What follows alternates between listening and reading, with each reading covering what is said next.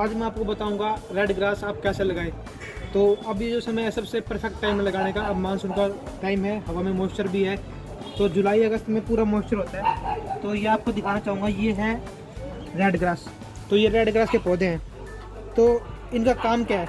तो जैसे आपने पाथवे देखे होंगे, गार्डन की एज देखी होगी, लॉन की बाउंड्री है, तो वहाँ पे चारों तरफ लगाए जाते हैं और उनकी कटिंग करके इनको एक एज की तरह मेंटेन किया जाता है। सड़क के चारों तरफ आपने देखे भी होंगे। तो अब इनको लगा के आपने, ये हार्डी प्लांट है, ज़्यादा खाद वगैरह, ज़्यादा को फर्टिलाइजर नहीं चाहिए, ज़्यादा केयर नहीं चाहिए, वाटर रिक्वायरमेंट भी इनकी कम है, बस आपको इनको ट्रिम करते रहना है। तो अब मैं बताऊँगा आपको लगाने कैसे है।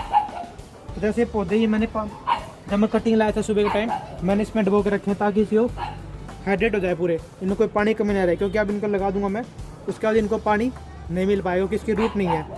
तो कोई भी कटिंग लगाने का बेसिक फंडा ये होता है कि जब तक प्लांट अपनी रूट डेवलप ना कर ले तब तक प्लांट को सस्टेन करना है, और जैसी रूट आ गई तो फिर प्लांट अपने आप चल पड़ेगा। तो इसमें करना क्या, मैंने प्लांट की जो लोअर लीफ है, जो एक्स्ट्रा इवापोरेशन और ट्रांसपिरेशन को इन्हांस करती है, उन सबको मैं रिमूव कर दूंगा।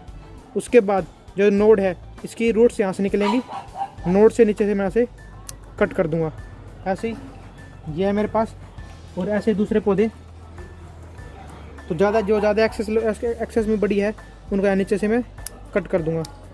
एक्स्ट्रा जो लीव्स है इसकी वो मैंने रिमूव कर दिया है, और ये कुछ और लीफ में निकाल देता हूँ इस तरीके से।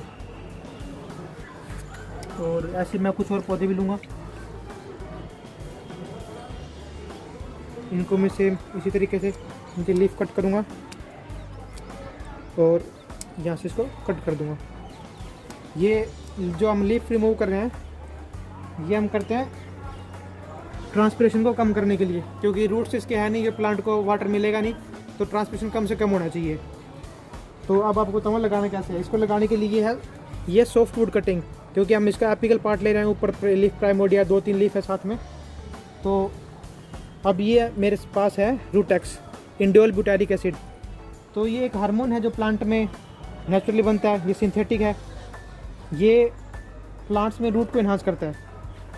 इसको थोड़ा सा मैंने लगाना है, बिल्कुल हल्का सा, और अब इसको मैं यहाँ पे लगा दूँगा और इसको मैं पूरा प्रेस कर दूँगा अच्छे से, ऐसे ही। तो आप चाहे तो ट्रे में भी लगा सकते हैं, मेरे पास ये अवेलेबल है, तो रिसोर्स को बेस्ट यूज़ करते हुए मैंने इसमें लगाया है। तो पास इसमें मैं लगा दूंगा, और जब भी मुझे शिफ्ट करने होंगे, तब जब इनकी रूट्स निकल आएंगी तो मैं इनको यहाँ से निकाल के मेरे प्लांट्स में और गार्डन की एज पे, और जहाँ भी मुझे बास्केट में लगाने हैं तो वहाँ पर मैं इनको शिफ्ट कर दूँगा। तो इस तरीके से मुझे लगाते रहना। ये अब मेरे पौधे लगकर तैयार हो चुके हैं। तो जहाँ पे मैंने पहले एक डंडी से थोड़ी एक जगह बनाई, वहाँ पे मैं रूटेक्स लगा के ये पौधे लगा चुके हैं, और साइड में मैं इनके स्पेस को ऐसे से कवर कर दूँगा। यहाँ से सब जहाँ भी है सारे, क्योंकि एयर गैप होगा तो फिर इसकी रूट डेवलप नहीं होगी, क्योंकि एयर अगर गैप ज़्यादा आता है तो फिर उसकी रूट वहाँ से रुक जाती है। ये तो मुझे अपन, जैसे आप देख पा रहे हैं, मेरा छोटा सा रूफ गार्डन है, तो मुझे तो इसके लिए चाहिए थी सिर्फ 5-7 पौधे, तो इसके लिए मैंने तैयार कर लिया है। और अगर आप ज़्यादा लेवल पर लगाना चाहते हैं, अगर आपका बड़ा गार्डन है, बड़ा पाथवे पे आप तैयार करना चाहते हैं, तो इस तरह की ये ट्रेज आती है। ये 98 साल में, 50 साल में आप इनमें भी तैयार कर सकते हैं।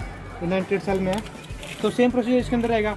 इसमें बस आपको थोड़ी सी एपिकल जो है बड़े है, बस थोड़ी सी 3 लीफ 4 लीफ यहाँ तक की आपको सिर्फ इतनी लेनी है, सिर्फ 2-3 पत्ते छोड़ने ऊपर, और उसके बाद यहाँ से कट करके सेम प्रोसीजर रूटेक्स लगाना है और यहाँ पे इसमें लगा देना है।